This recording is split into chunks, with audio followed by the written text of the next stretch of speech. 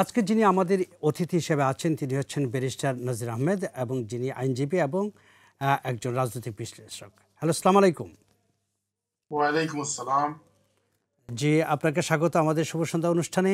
চলে যাচ্ছি একদম আমাদের সরাসরি আমাদের কিছু প্রশ্ন। সেটা হচ্ছে যে ভারতকে এইভাবে করিডোর দেওয়া বা এই যে সুবিধা দেওয়া বাংলাদেশের সংবিধানের সাথে এটি কতটা সাংঘর্ষিক বলে আপনি মনে করেন? দেখেন, প্রথম হচ্ছে যে প্রতিবেশী দেশ বা দেশগুলোর সাথে চমৎকার সম্পর্ক থাকবে বাংলাদেশের, এই সাজেশন বা এই যুক্তির পক্ষে আমি। আমাদের প্রতিবেশী যারাই আছে, ভারত বলেন বা অন্যান্য দেশ যারা আছে, তাদের সাথে চমৎকার সম্পর্ক থাকবে। কিন্তু যখন চুক্তি হবে বা দেনা লেনদেনের প্রশ্ন আসবে, তখন ওই যে রিসিপ্রোকাল হতে হবে। ভারতকে আমরা যা দিচ্ছি সমান্তরাল ভাবে আমরা যেন ভারতের কাছ থেকে সেগুলো পাই, এইটা মাথায় রাখতে হবে। কিন্তু আসলে স্বাধীনতার পর থেকে ভারত একটা বৃহৎ প্রতিবেশী। বাংলাদেশ থেকে যা দেয়া হয়েছে বাংলাদেশ তার কতটুকু পেয়েছে একটু যদি অ্যানালাইসিস করা হয় তাহলে ইজিলি পেয়ে যাবেন। মনে করুন প্রায় বিভিন্ন মিডিয়ার মাধ্যমে আমরা জানি যে 10 লাখ লোক ভারতে বাংলাদেশে কাজ করছে। জি, বাংলাদেশের কত লোক ভারতে কাজ করছে? প্রায় তো শূন্য।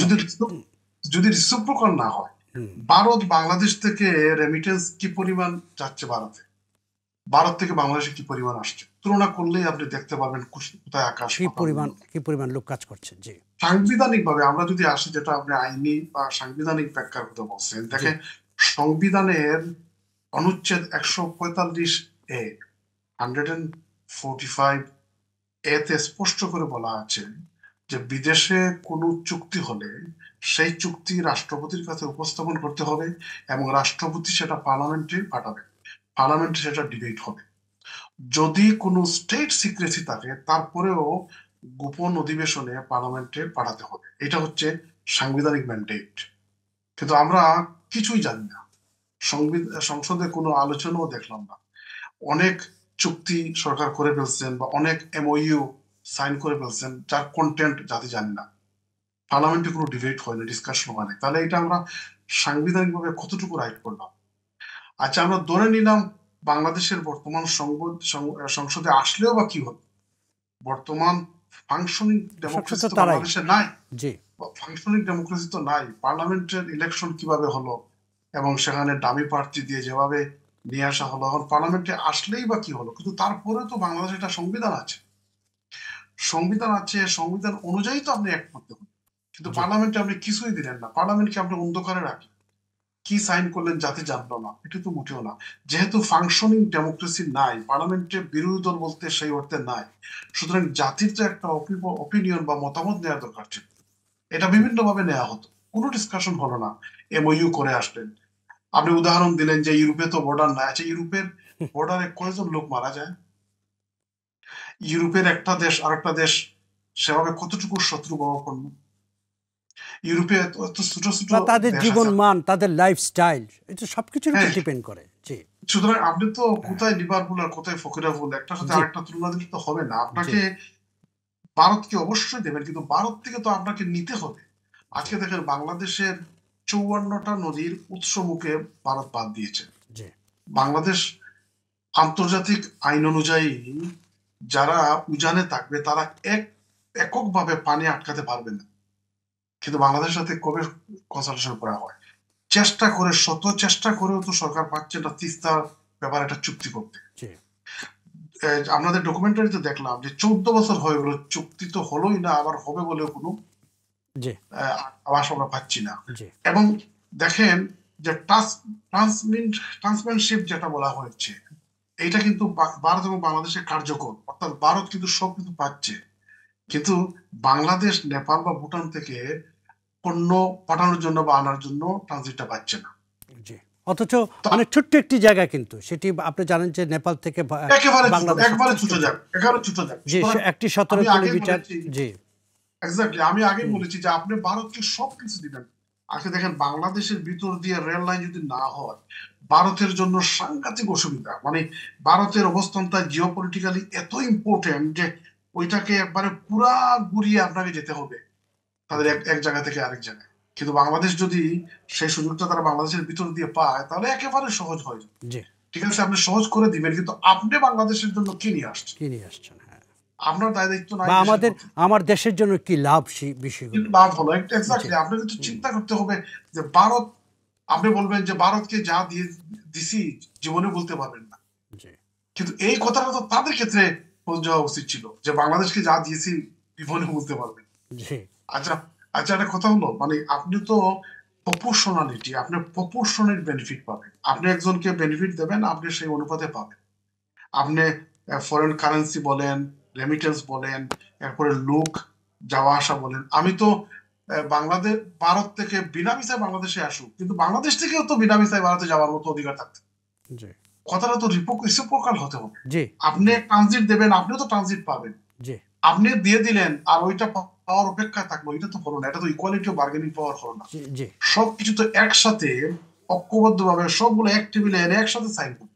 যে আমি যদি একটু এই প্রসঙ্গে একটু অন্যভাবে কথা বলি, যে এই যে রেলের করিডোরটি যেটি দেওয়া হচ্ছে, যে ভারত থেকে ভারতে যাচ্ছে, তো সেখানে কিন্তু শুধুমাত্র যন্ত্রপাতি, গোলা বারুদ সহ নানান কিছু কিন্তু সেখানে যাবে, কারণ এটি কিন্তু পণ্য বা যাত্রীবাহী কিন্তু রেল সংযোগ নয়। তাহলে সেই ক্ষেত্রে আপনি কি মনে করেন যে এটি বাংলাদেশের জন্য আসলে এটা এটা কতটা হুমকির, বাংলাদেশের নিরাপত্তার জন্য কতটা হুমকির? আমি তো মনে করি অবশ্যই হুমকি। তার কারণ হচ্ছে, দেখেন, তারা যখন এক জায়গা থেকে আরেক জায়গায় ট্রেনে বা বগিতে করে নিয়ে যাবে, তখন আপনি you cannot touch, you cannot check, জি। এবং কি নিয়ে যাওয়া হচ্ছে সেটাও দেখতে পারবেন না। আর যখন জি। দেখবেন যে একটা দুর্বল রাষ্ট্রের ভিতর দিয়ে যখন সবল রাষ্ট্র কিছু নিয়ে যায়, জি। তখন দুর্বল রাষ্ট্রের কিছু বলারও থাকে না। আমরা দেখি, আমরা মনে করেন বিশ্বে অনেক জায়গায় দেখেছি, মিডল ইস্টে অনেক জায়গায় আমেরিকান সেখানে সেনাঘাঁটি আছে, কিছুই বলতে পারতেছে না সেখানে মধ্যপ্রাচ্যে। কারণ আপনি, যদিও তারা সার্বভৌম দেশ, কিন্তু একটা পাওয়ারফুল সুপার পাওয়ারের বিরুদ্ধে কিছু বলতে পারবে না। ঠিক অনুরূপ ভাবে ভারত হচ্ছে একটা রিজিওনাল সুপার পাওয়ার। তো সে যখন আপনার ইনফ্লুয়েন্স খাটাবে বা কিছু করতে যাবে, বাংলাদেশের পক্ষে দুর্বল অবস্থানে থেকে খুব বেশি কিছু করতেও পারবেন না। সুতরাং আপনি ঠিকই বলেছেন যে এখানে নিরাপত্তা, সিকিউরিটি বা প্রোটেকশনের ব্যাপার আছে। এ ব্যাপারে আমি খুবই উদ্বিগ্ন, এবং এই ধরনের ব্যাপারগুলোতে সিদ্ধান্ত নেওয়ার আগে এটা কিন্তু ফান্ডামেন্টাল জিনিস। জি। পার্লামেন্টও আসলো না, জাতিকে জানানো হলো না, ডিসকাশন হলো না, জাতির কোনো অপিনিয়ন নেওয়া হলো না। তো আপনি এটা কিভাবে কি হয়ে গেল, মানে কি না, এই হচ্ছে? এই এই প্রসঙ্গে যদি আপনাকে একটি প্রশ্ন করি, যে সেটি হচ্ছে যে সংসদে কোনো প্রকার আলোচনা নেই, জনগণের কোনো মতামত নেই, একজন ব্যক্তির একা এত বড় সিদ্ধান্ত নিতে পারি কিনা, পাশাপাশি এই সিদ্ধান্তের বিরুদ্ধে কোনো আইনি পদক্ষেপ নেওয়া যায় কিনা? না, এখন দেখেন, আপনি যখন বলছেন যে, দেখেন ওই যে লর্ড অ্যাক্টন বলেছেন যে power tends to corrupt, absolute power corrupts absolutely. এখন তো বাংলাদেশে মনে করেন যারা ক্ষমতায় আছেন তাদের ক্ষমতায় আইন, এবং বিশেষ করে আপনি যেভাবে বলছেন যে এক ব্যক্তি অনেক সিদ্ধান্ত নিয়ে নেন, ছোটখাটো ঘটনা, এলাকাতে মার্ডার হয়েছে, প্রেস কনফারেন্স বলে বলবে যে প্রধানমন্ত্রীর হস্তক্ষেপ কামনা করে। আচ্ছা, এই যে এই ব্যাপারে প্রধানমন্ত্রীর হস্তক্ষেপের কি দরকার আছে? এখানে তো লোকালি ওসি এবং এসপি তো যথেষ্ট এটা ডিল করার জন্য। জি। কিন্তু আমরা আস্তে আস্তে ওইভাবে দাবিত হয়ে গেছে। তো যখন একটা ফাংশনিং ডেমোক্রেসি না থাকে এবং কোনো ব্যক্তি বা ব্যক্তিবর্গ যখন পাওয়ারফুল হয়ে যায়, তখন আইনিভাবে অনেক কিছু করা সম্ভব হয়ে উঠতে পারে না। কারণ আপনি যখন চ্যালেঞ্জ করবেন, কোথায় করবেন? কোর্টে। কোর্টের যারা তো মানুষ, রক্তমাঙ্গে মানুষ, তাদেরও তো প্রমোশনের ব্যাপার আছে, তাদেরও তো আহ, সাহসিকতার ইয়ে আছে, এনভায়রনমেন্ট লাগবে। তো সেইভাবে কি তারা এইভাবে আহ, জাতীয় প্রশ্নে সিদ্ধান্ত সাহসী নিতে পারবেন? Questions to be seen. সুতরাং আইনের মাধ্যমে অনেক কিছু হয় না। কিন্তু আমার কথা হচ্ছে যে আমরা তো মানে চাই এই ভারত থেকে সিদ্ধান্তের আমাদের বিরুদ্ধে ন্যায্য এই হিসাব সিদ্ধান্ত, এই যে ওনারা যে সিদ্ধান্ত নিয়েছেন, তিনি যে সিদ্ধান্তটি নিয়েছেন, বাংলাদেশের প্রধানমন্ত্রী যে সিদ্ধান্তটি নিয়েছেন, ভারতে বসে যে বাংলাদেশের বুক চিরে ভারতের রেল চলে যাবে ভারত থেকে ভারতে, এই সিদ্ধান্তটির বিরুদ্ধে কি কোনো রকম আইনি পদক্ষেপ নেওয়া যাচ্ছে না বাংলাদেশে? আইনি তো পদক্ষেপ অবশ্যই নিতে পারবেন, কিন্তু আমি জি। বলছি যে আইনি পদক্ষেপ নিয়ে কতটুকু সাকসেস এর মুখ দেখা যাবে সেইটা আমি অত্যন্ত সন্দিহান। নেওয়া যাবে না আমি বলি না। বাংলাদেশের সংবিধান অনুযায়ী মানে রিট আপনি করার আপনি বাংলাদেশের বর্তমান বিচার ব্যবস্থার উপরে সেই আস্থাটি পাচ্ছেন না, তাই তো? বিভিন্ন ঘটনার পরিক্রমায় তো আমরা সেই আস্থার জায়গা তো আমরা দেখতে পাচ্ছি না। জি যখন স্পেশালি যখন গভর্নমেন্ট বা গভর্নমেন্টের সর্বোচ্চ পর্যায়ে যখন পার্টি থাকে, সেক্ষেত্রে আমরা খুব সাহসী ভূমিকা আদালত থেকে আসতে আমরা দেখি নাই। তো এই জন্য আমি অতীত ইতিহাস থেকে বলছি আর কি, যে এই ধরনের অবস্থার মধ্যে কতটুকু আমরা আইনের মাধ্যমে সুবিচার পাবো আমার একটু সন্দেহান। পাইলে তো ভালো, আমি যদি রং প্রুভ হই তাহলে তো আরো ভালো। কিন্তু আমার কথা হচ্ছে, দেখেন, জাতীয় একটা গুরুত্বপূর্ণ স্পর্শকাতর বিষয়, জি পার্লামেন্ট ফাংশন সেভাবে করছে না। সরকারি দলে যারা আছেন বা ইন্ডিপেন্ডেন্ট যারা আছেন, বিরোধী দলে যারা আছেন, একই একই বলয়ের মানুষ সবাই। তারপরেও তো পার্লামেন্টে কোনো ডিসকাশনটা হলো না। আপনি পাবলিক ওপিনিয়ন নেওয়ার কোনো স্কোপ রাখলেন না, অথচ পাবলিক ওপিনিয়ন নিতে পারতেন, এক্সপার্টরা সেটা বিশ্লেষণ করতে পারতো, জি সেমিনার সিম্পোজিয়াম হতো, আপনি জি চাইলে গণভোট দিতে এটা তো পারতেন। এক্সপার্টিস আপনি দিয়েই বসার কথা আপনি ছিল। বিভিন্ন মেকানিজম ইউজ করে জাতির হুম, ওপিনিয়নটা নিতে পারতেন, জি কিছুই নিলেন না। আপনি সব দিয়ে আসলেন, আর বাকিগুলো বাংলাদেশ যেটা পাবে এটা চলমান, ভবিষ্যতে দেখা যাবে। আর আপনি বর্তমানে সব দিয়ে আসলেন, এটা তো হয় না। আমার পাওয়াটা হতে হবে রিসিপ্রোকাল। দেওয়া যেভাবে আপনি শক্ত হাতে দেবেন, আপনি শক্ত হাতে নিতে পারবেন, এটা হচ্ছে আমার প্রত্যাশা জি যারা দায়িত্বে আছে। জি। না এই এই যে আপনি যে যে কথাটি বলছিলেন যে এই যে বিতর্কিত নির্বাচন বা বিনা ভোটে বা সরকারের যে যে বর্তমানে যে একক ক্ষমতা বল, এই যে একটা বিষয় এবং সারা বিশ্বই কিন্তু সে সম্পর্কে জানে এবং এই যে তাদের দ্বারা গৃহীত যে কোনো আন্তর্জাতিক চুক্তিগুলোকে আসলে আইনি পদক্ষেপের সুযোগ আছে কিনা আন্তর্জাতিকভাবে। দেখেন, নাম্বার ওয়ান হচ্ছে যে পার্লামেন্টারি ডেমোক্রেসিতে সরকারি দল এবং বিরোধী দল এটা অনেকটা দ্বিচক্র যানের মতো। একটা যান যার দুইটা চাকা আছে, সরকারি দল এবং বিরোধী দল হচ্ছে দুইটা চাকা। জি একটা চাকা বিকল হলে কিন্তু সাইকেল চলবে না, যান চলবে না। কিন্তু বাংলাদেশের বর্তমান অবস্থায় বিরোধী দলকে কি ভূমিকা পালন করতে পারে? বিরোধী দল কি জানতো না ইলেকশনের আগে যে তারা বিরোধী দল হতে পারে কিনা না? জি কিভাবে তারা এমপি হয়তো আমরা সবাই জানি। না না এবং সেটা তো যারা আপনি আপনি বিরোধী উল্লেখ দল করেছেন যে বিরোধী দল যারা বিরোধী দল যারা আছেন তাদের চেয়েও সংখ্যায় বেশি ইন্ডিপেন্ডেন্ট। জি তো ইন্ডিপেন্ডেন্টরা কার দয়া হয়েছে তাও আমরা জানি। সুতরাং ফাংশনিং ডেমোক্রেসি বলতে যেটা বোঝায় বাংলাদেশে, সেটা নেই আহ, কার্যকর নেই। জি এখন পার্লামেন্টে আসলেও যে কোনো কিছু ডিসকাশন হতো সেটা বলতে, কিন্তু না না সংবিধান। পার্লামেন্টের ডিসকাশন ছাড়াও ধরেন মনে করেন এই যে বর্তমানে আমরা আমরা জানি যে আঠারো নির্বাচন কেমন হয়েছে, আমরা 14 নির্বাচন সম্পর্কে আমরা জানি, আমরা এই 2024 নির্বাচন সম্পর্কে জানি। এখন এই যে সরকার এখন যে আন্তর্জাতিক চুক্তিগুলো করছে, এই আন্তর্জাতিক চুক্তির বিরুদ্ধে আমার প্রশ্নটি ছিল যে আন্তর্জাতিকভাবে কোনো আইনি পদক্ষেপ নেওয়া যায় কিনা। না, আন্তর্জাতিকভাবে নেওয়ার ব্যাপারটা খুবই সংকীর্ণ। তার কারণ হচ্ছে এটা তো ডোমেস্টিক ব্যাপার। ডোমেস্টিক না আদালতে একটি মানে একটি সরকার যখন আরেকটি সরকারের সাথে, যেমন বাংলাদেশ সরকার বর্তমানে ভারতের সাথে চুক্তি করছে, এই যদি চুক্তিটি অসম হয়, চুক্তিটি যদি সাধারণ জনগণ মেনে না নেয়, সেই এবং বাংলাদেশে যদি সেটার বিচার ব্যবস্থা আমরা যদি শঙ্কিত থাকি যে আমরা হয়তো বিচার পাবো না, সেই ক্ষেত্রে সুযোগটা রয়েছে কিনা।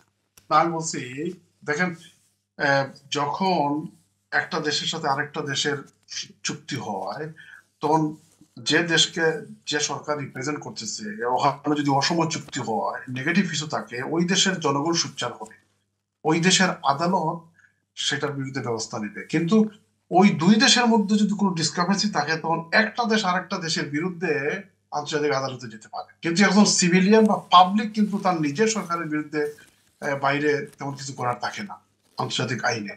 কিন্তু হ্যাঁ, বাংলাদেশের সংবিধান অনুযায়ী আর্টিকেল 102 102 দ্বারা অনুযায়ী যে কোনো সাধারণ জনগণ যে কোনো এক ব্যক্তি এটা কোর্টে চ্যালেঞ্জ করতে পারে রিটের মাধ্যমে, যদি তার লক্ষ্যস্থানটাই থাকে। এবং যেহেতু এটা জাতীয় ইস্যু, বাংলাদেশকে স্পর্শ করবে, বাংলাদেশের জনগণকে সেখানে প্রভাবিত করবে, সুতরাং তার এখানে লক্ষ্যস্থানটাই থাকবে।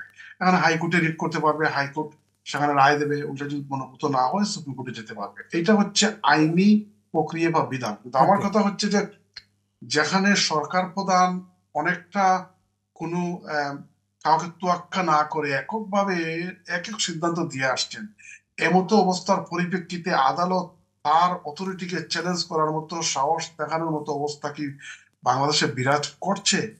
সেটা আমার কোয়েশ্চন। তাছাড়া হাইকোর্টে অত্যন্ত স্বাধীনভাবে রায় তো দিয়ে দিল, কিন্তু সেখানে চেম্বার জজ আছে, ওনারা আটকে দিতে পারে। এরপরে অ্যাপিলেট ডিভিশনে শুনানি হবে, সেখানে অনেক কিছু আমরা জানি যেভাবে পরিবেশটা। তো আমি আদালতের মাধ্যমে কতটুকু জনগণ সুবিচার পাবে বা এটাকে চ্যালেঞ্জ করতে পারবে, আমি সন্দেহান। তবে জনগণ বা যে কোনো সুশীল সমাজ বা সবাই সোচ্চার হওয়া দরকার, কারণ এটা তাদের ইন্টারেস্টের ব্যাপার। যার যেখানে আছেন, যে অবস্থানে আছেন, সেখান থেকে সোচ্চার হতে হবে। ওনাদের জানার অধিকার আছে যে ওনাদের নামে দেশের পক্ষ থেকে কি চুক্তি করা হয়েছে, এতে বাংলাদেশ কিভাবে কি পেল, কি পেয়েছে, আর আমরা বাংলাদেশ কি দিয়ে আসছি। এই জিনিসটা জানার অধিকার প্রত্যেক নাগরিকের আছে। জনাব বেশন নাজির আহমেদ, আপনাকে অনেক অনেক ধন্যবাদ আজকে আমাদের সাথে সংযুক্ত হওয়ার জন্য। আপনাকে অসংখ্য ধন্যবাদ। ধন্যবাদ। প্রিয় দর্শক, আমরা অনুষ্ঠানের একদম শেষ প্রান্তে, তবে অনুষ্ঠানে শেষ করার আগে আবারও জানিয়ে দিচ্ছি, এই অনুষ্ঠানটি আমরা মূলত সোম থেকে বৃহস্পতিবার পর্যন্ত সন্ধ্যে 6টা থেকে 7টা পর্যন্ত করে থাকি, এবং এই অনুষ্ঠানে কিন্তু আমরা নানান বিষয় নিয়ে আলোচনা করে থাকি, সমকালীন বিষয়গুলো নিয়ে আলোচনা করে থাকি, পাশাপাশি বাংলাদেশের প্রতিদিনের সংবাদগুলো নিয়ে আলোচনা করে থাকি। অবশ্যই শুভ সন্ধ্যা থাকবে, দেখবেন, এবং ইসলাম চ্যানেল বাংলার সাথে থাকবেন। ধন্যবাদ জানিয়ে আজকে শেষ করছি। আল্লাহ হাফেজ।